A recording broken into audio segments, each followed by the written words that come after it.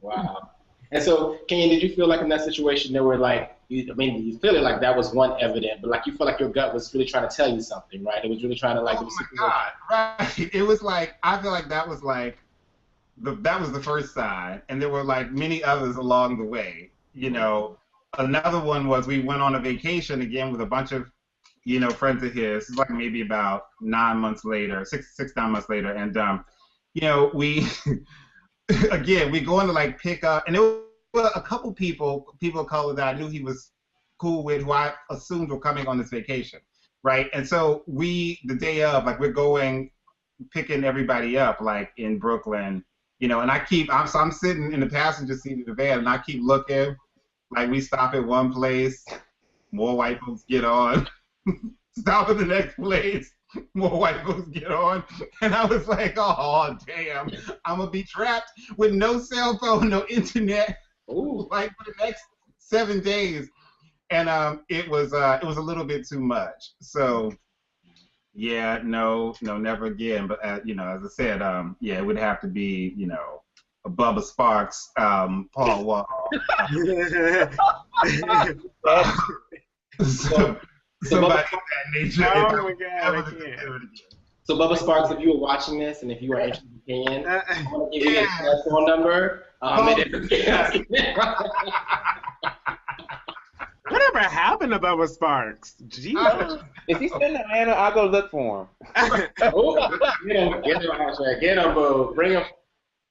Bubba Sparks. Wait, I think Bubba Sparks is in Tennessee or something, though, isn't he? Is somewhere? Is he there? I don't know. I should know that.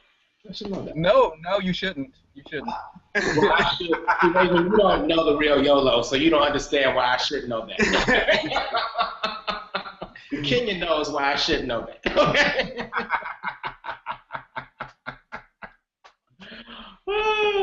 Oh, awesome. Ashe, Kenyon, I didn't get your brunch. What you have for breakfast today? Because I know Ashe, I really want to know for you, because you over in the ATL. I know you have some grits and some greens and stuff like that. What you had? I didn't have that. I just had a detox drink this morning. That was it. Oh, you one of them cute girls. You gotta keep. We don't need no more of them in Atlanta. I'm in my 30s. I'm trying to hold on to something. All right, next time we have him on the show, he can be like, "Girl, I had some greens, some turkey sausage, or something."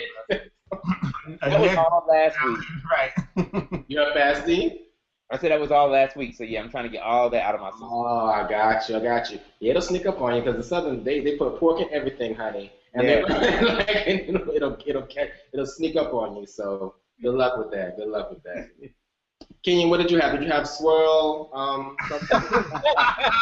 No, I had black coffee and black coffee. No cream in it. I'm playing. I had actually had pancakes. I said to y'all in the beginning, I had really just walked in the door from a flight about 30-40 minutes ago, or before we started. So I whipped up some pancakes real quick, and they were tasty. Awesome. Well, so now we're moving on to our second Scorpio. Let me let you all know this will be the last time I have the two of these people on at the same time. You're silly. I'm quick.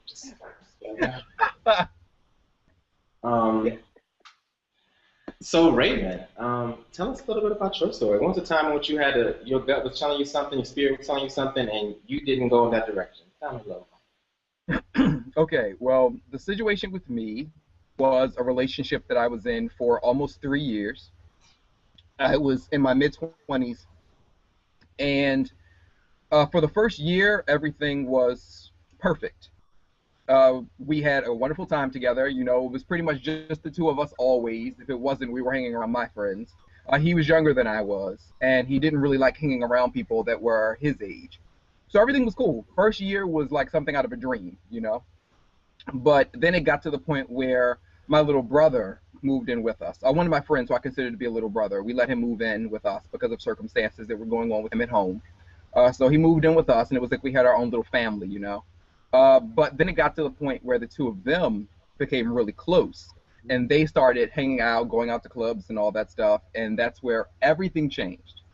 So this is where the gut comes in, because he then started hanging around more people who weren't anything like me and my friends. And at first that was all good. You know, I was like, okay, let that go. It's going to flow. But then I started getting these feelings. And you know us Scorpios, we are big on following our gut. But I made the decision that... Is that what y'all follow? Is that what y'all follow? Is that it? The gut? Okay. Go ahead. Anyway, so yes. I found myself stepping into spaces that I wouldn't normally step in. I'm not the kind of brother that checks phones. However, when you get to a point where your boyfriend begins to leave the house in the morning, like around 6:30 a.m. randomly on a Sunday morning, and it's not for church, and when you wake up and you notice that the cell phone is still there, there's problems. So I questioned him when he came back in, and he informed me that just blatantly, I went over to a dude's house. We're only friends, you know, he lives down the street. I went over there to play with him and his son. Come again? So this happened for like 2 weeks in a row. And I'm sitting there like, okay, I'm not absolutely sure why I'm letting this happen, and I'm not following my gut and letting him go. Because it got to the point where it was this blatant that he was just flat out saying to me, I'm going to another dude's house, you know? Wasn't saying they were doing anything, but come on. So I checked his phone, and I read the text messages. And the text messages between him and this guy were pretty much flirting back and forth, talking about all these things they want to do with each other. So I called his mother, and I talked with his mother, asking her what is it that I should do, you know? I'm like, I want to feel like I don't want to give up on this, but at this point, he's pretty much putting it in my face. Didn't follow my gut. So we end up moving out of that apartment into these new luxury apartments that they were making. And we moved in there, and everyone was so happy for us. You know, I completely forgot and ignored everything that he had done in the past. I thought we were starting over. Everything was going to be fresh. Well, he comes to me, 2 months into us living in this new apartment, and tells me that he wants to break up. So mind you, this is 2 years that have gone by. And for a whole year, I'm just putting up with all of this stuff that's going on. And he comes to me, I'm sitting in my office, and he walks in and he says that he thinks that we should break up. So we have a conversation about it for a while, and then I agree. I'm like, okay, I'm perfectly fine with it. We can break up. He leaves and goes to the club. So for about 2 or 3 months, we're in there as roommates. You know, I made him move into the guest bedroom. I'm in the master bedroom. We're just existing together. Still not following my gut, because now he's dating another dude, and I'm having to put up with the fact that he's bringing this dude to the apartment. And I'm like, okay, why is it that I'm still okay with all of this? So then in the end, it ends up biting me in my ass, because I go to the movies with my best friend, and I get a call from the leasing office. Because the leasing office ended up being brought into this as well. Thankfully, they were on my side when it came to the back and forth between us. So the leasing office calls me, and they're like, we think that you should know that your boyfriend is moving everything out of your apartment. And I'm like, what? So my best friend and I come flying to the apartment, and he and his boyfriend have taken everything out of his room. Thankfully, they didn't take anything that belongs to me, but they cleared out all of his stuff. Only thing that was left in the apartment was everything that belonged to me. He had left. Wow. And I'm sitting there, like, and my best friend was very honest with me. He said, the truth is that you focus so much on love. You wanted so badly to believe that he could be somebody better, that all the signs were right in your face and you didn't listen to it. Mm-hmm. And yeah. So that that was me not following my gut. Wow. That's some real stuff right there, boo. That's very real. Wow. Hugs to you. I take it y'all are not friends anymore. No. As most of my friends know, I'm actually capable of being friends with all of my exes. I have really good relationships with all of my exes. That is the exception. Okay. Oh, wow. Well, I'm just glad that, like, you know, you have a coven, American Horror Story coven moment, and start going to, like, then I cast a spell, and then his body was found. I was expecting any moment we were gonna get real Jessica Lange. Or waiting the exhale moment. Okay. Well, no, that's just it. I know a lot of you believe in karma, if not all of you, And my friends were saying to me that they really thought that I should do something. You know, everyone's getting really angry at me, telling me I should do something, I should get him back. And I told them I don't have to lift a finger. Karma will take care of it. And I give you my word, my hand to God, that only 2 days after he did that to me on a Saturday. On Sunday, my roommate, my best friend, the blessing that he was, actually gave me my boyfriend's half of the rent so that I will be all good for the following month. Oh, wow. He's amazing. Wow. But after that, I get an email from my ex's cousin telling me that he had been fired from his job. Mm. So I was like, there we go. Like, I don't have to do anything, you know? The universe will take care of it. So it was all good. Oh wow, Raven, you must have some Libra in your chart because that's not a very Scorpio thing. But Actually, Actually, it is. first of all, I need for you to put the amethyst to your lips. That's first. I'm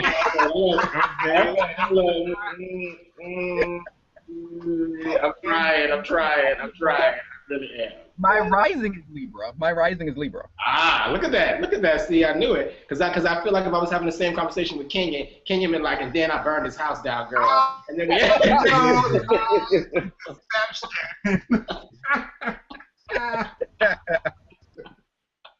I feel like that's the direction the dialogue would have went. It wouldn't have went to like, and then like I supposed to calm about Kenya like, no, I wanted to ask, like, Kenya, what would you have done if they happened?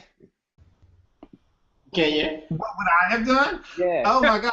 You know what? Like, I actually would have done nothing. I think that because I do think there's like there are two ways Scorpios will go. Yeah, Scorpios can be vindictive and do some stuff, but we also know sometimes that just like icing you out is like the other best way, the other kind of route, right? So we often will just be like, you know, deuces, Yeah. like, you know, like Shut down.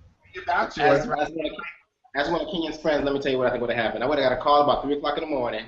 Kenya would have been like, girl, I got 3 shotguns and the Caprice is ready. I'm coming through. Okay? So I need you to do this for me. And because I love him, I would have been like, girl, let me get my face mask, girl. Let's go. Just because I love him, I would have did it. Oh, Powerful story. Thank you for sharing, Raven. Definitely. What do you feel like? You feel like you've learned from that experience to like to really trust your gut when you feel something? Oh, I've learned. Anshay has actually been there a lot for me as of late, and he knows a lot of my journey. I've learned a great deal. I'm in a much happier place with a much better man. So yeah. Good. Oh yay! Raven's got a man. I couldn't help it. It just came out of nowhere. Awesome, amazing story. Thank you for sharing. So Raven, what did you have for brunch or breakfast today? I've been running around all morning, so I wasn't able to actually like cook up anything. So I had Frosted Flakes and orange juice. That's everything. Yes, Frosted Flakes. Frosted Flakes. I love how we have the spectrum. We got Frosted Flakes, we got pancakes, and then we got Asha over here with a smoothie with spinach and kale and green stuff. It's a very good spectrum. It's a good spectrum. We got all of it over here. All righty. So now I'm going to share my story. My story actually, just like Lamont's, actually involves a barbershop. However, it's not mask was not out. You know. I thought you were Don't throw me under the bus like that. No, I'm just silly. So what happened was, this is actually when I was planning to move to LA. I don't know, Ken, if I told you this story. I think I might have. So all my friends who live in California are pretty much actors, entertainers, like work in the entertainment industry, and so all of them live like in Hollywood. Like, you know, in some areas they're like, they live in Hollywood. They feel like they live in Hollywood. And so at one point I was visiting and I was staying with a friend who lives in kind of central Hollywood, and I was looking for a barber to get my hair snatched because we need these ends to be, you know, good together. And so, you know, she's just like, oh yeah, like this is barbershop right around the corner. Just walk over there. They're totally cool. They can do whatever. And I'm just thinking, you know, and at this point, like I had lived in New York and in Atlanta, primarily like, you know, very in black communities. So like, you know, I didn't have a lot of experience with barbershops outside of going to the brother barbershop. You know what I mean? So I go to this barbershop. It's not too far, and there's like older white men there. Okay, I'm selecting that. And I walk in, and there's already a visible kind of gag. Like, you know what I mean? It's kind of a slightly visible gag. Right. And so I go and I say, hey, I just need a temp fade or whatever I was getting at that time. And they were like, and so the guys were like, oh, I got people coming in, yada yada. The one guy was like, oh, I can get you. And I was like, are you sure? He's like, no, I totally got you. It's fine. Like I've cut lots of like black folks' hair. It's all good. And then so I sit down in the chair, and this is the first. And my gut was kind of just like, I don't know. But the first indication was people talking about, yeah, I remember I used to cut back when y'all was coloreds. I used to cut hair. What? Wait a second. And so see, that was the universe. God is being like, get your ass out of this chair in a minute. That was the universe trying to tell me.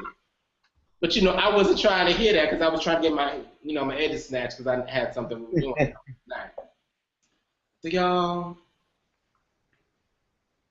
I need the Shade song just to relive this memory. I just need to.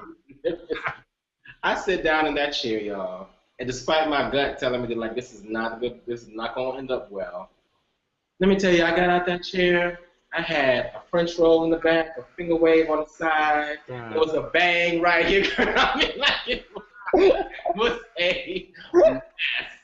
When I tell you, my hair was a mess. Like jokes aside, like patched up in places, just patched up. Not even. It was a nightmare. Like I got up, I was livid, and I almost told him I wasn't going to pay him. Like I was like, no. Like I was like, this is ridiculous. Like you could have told me that you could do a better haircut than this. But it was so low and so poorly done that I had to bear with that for almost 2 weeks waiting for my hair to grow. Like 2-3 weeks for my hair to grow. So I had to go to the wig store in the hood and get me a good because I can't do all these patches in my hair. So I'm looking like Wendy Williams walking around Hollywood for the rest of the mess. Because I didn't trust my gut when my gut was telling me, don't sit in this chair. This man just told you he used to cut colored folks' hair. What other messages do you need from the universe, brother? That's the universe. It's like, it was quite profound. Look at Kenyon's face. Kenyon's like, no, girl. Lamont's like, yeah, I wouldn't have got that far in my body. Right, honey. After seeing all them white people, I would have turned right around at the door. Exactly, right. Okay. But in my own mind at that time, because I didn't know LA as well, so in my own mind at the time, I'm thinking, okay, these people have probably cut black people's hair, before, because it's Hollywood. I don't know. I don't know what kind of distorted logic I had, but that distorted logic showed up in my distorted haircut. Let me tell you that. Right. It was so bad. It was like, I remember there was like one patch right here, there was a patch on the side. It was just bad. It was so bad. You need to just go to the hood and, find a black barber shop. But see, and the bad thing was, my friend, God, I love her. She's black, but she's so bougie. She didn't even know where to take me. She's like, I don't even know where that area is. I was like, see, I can't fuck. She was like, I haven't been over there. Like, she just had of taking me to South LA, taking me to anywhere to get a haircut. You know what I mean? So I was just at that point stuck with her. So love you, boo, but I needed a black person in that home. So that is my experience. And let me tell you, now when I sit down to let my yaki be put together, I ask some serious questions if I don't know them. Because it can happen. That's your shit. Okay, I'm gonna tell you. So that is my story of not trusting my gut and following my inner compass, as I like to say. What happened? I don't know how many dates I lost because of that. I don't know how many, reads were put upon me as I walked around Hollywood thinking I was here. Right. I don't know the full impact of what happened because of that. I don't know how many queens saw me and thought that I was cute, and now they're doing that, and it's a nightmare somewhere in the country. I don't know what happened. Okay. but what you do want, it ripples throughout the universe. So I don't know. Yeah, so that's my message. So, in summary, we've had a lot of really funny and great stories here, and some really powerful stories here about like what doesn't happen, or what does happen when we don't trust our gut. And just for a serious moment, there is something to be said about trusting that intuition, that inner voice, and that feeling in us that lets us know that something is awry. And like that is a big part of our emotional growth, our spiritual growth as individuals, as communities. It's really just honoring that just because intellectually matches up, just because all the ducks line up in a row on paper, does not mean that you discount or dismiss that feeling that you feel. That your feelings are valid no matter what they are. I always tell people that, and that's really an important piece for us as we do our kind of emotional learning as men of color, or as people in general. It's to acknowledge that, like, whatever we're feeling, it is valid. So if Trey don't look right, if the barber don't look right, if the wind is at your case, trust is something. You are silly.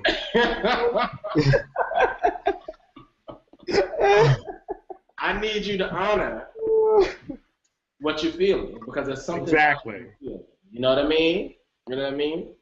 So that is the piece that I want to take home with this. Take home with this as you're watching, is to make sure that, like, if you're feeling something right now, trust that feeling. Trust that feeling. There's something in there to teach you. Absolutely. So once again, when you're watching this video, if you want to tweet about this video and share your story about a particular time in which you need to trust your gut, or you didn't trust your gut, or you learned how to trust your gut, make sure you use the hashtag BWTB and follow us on Twitter at BrunchWTheBoys. We want to keep this conversation going. I'm going to invite all these brothers back, except for Kenyon and Raven, to have a conversation about. Right. Well, I'm probably gonna be dragged over Twitter for my comments today, but no. The change.org petition girl. I'll be like, no, I'm not my Kenyon girl. Let me go ahead and get on this press and free Kenyon t-shirts, honey. Let me get on this press. Let me call these people. But no, awesome stories. I just want to give a couple of minutes. Anybody have any last concluding thoughts, any other perspective, any things they want to say before we wrap up today? You just need to carry that amethyst in your pocket. Oh, It's shady. Just keep it. Just keep it. I'm going to mail each of y'all a big old piece of this amethyst. It's a big old funky, raw piece. Except for Anshay, because Anshay's been really nice to me. See all of the Pisces. Look at it, so sweet. I need you to understand that sweet Pisces is... Intimacy in color, people. Get it together. That's why. Intimacy in color. That's what you See, that was about to be my read. It was like, girl, I see you, Brandon, in the background. You ain't fooling me. I see you, girl. You got two around here. Right, I'm gonna get my website. And Asha, you're from the South too, originally. Aren't you from the South originally? From Tallahassee, Kentucky. Yep. Oh, okay. Yes, sir. I think Kenyon and Raven, they're all from the Northeast somewhere, girl. We don't know. Really. I know Lamont's from the South too, so we like him too. Mm-hmm. Well, thank you all so much for joining me today. This has been a really fun show, and and educational and inspirational, and also learned a lot. And, a lot of our growing points. Thank you for sharing and being vulnerable and honest and open. It's been awesome having you here. Once again, if you want to learn more about these guys, you can go to brunchwiththeboys.org. Make sure you follow us on Twitter at BrunchWTheBoys and continue the conversation. And thank you so much for being here. Bye. Bye, everybody. Bye.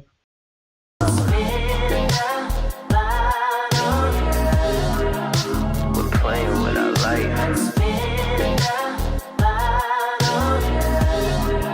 And we do it every night.